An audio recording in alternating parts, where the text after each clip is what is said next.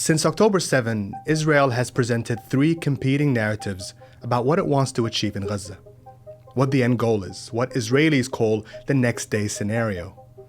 Is it to dismantle Hamas, a goal that its own generals have long maintained was impossible? Is it to rescue the hostages, an aim that despite 18 months of war has only been achieved through diplomacy? Or is it something else, what those on the far right have repeated over and over, to ethnically cleanse Gaza and bring it back under Israeli control? This week, we seem to have gotten an answer. All of the above. After breaking a ceasefire that in the first 2 months of this year led to the release of 30 Israeli hostages and hundreds of Palestinian prisoners, Prime Minister Benjamin Netanyahu now says the real aim of the war is not the hostages, but a supreme victory over Hamas.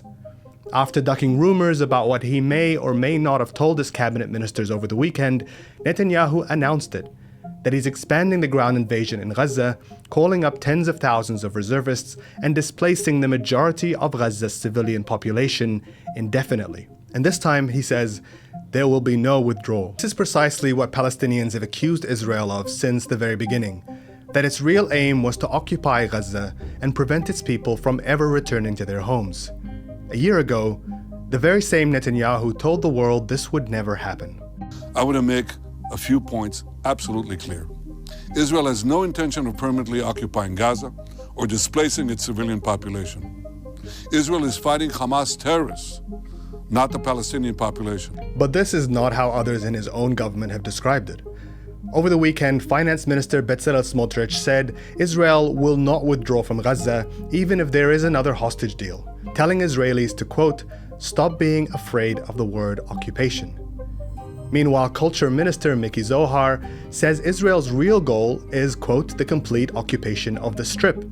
And while this would inevitably endanger the lives of the hostages, he says, quote, there is no choice left. So what is the plan now? According to a former IDF strategist, the army is now pursuing what he calls the Little Gaza Plan. Amit Yagur, the former deputy head of the army's Palestinian arena, wrote in Maariv magazine this morning that Israel intends to push Gaza's people into small humanitarian encampments or little Gazas, clearing them from population centers. Once these towns and cities are cleared, they will remain in Israel's control.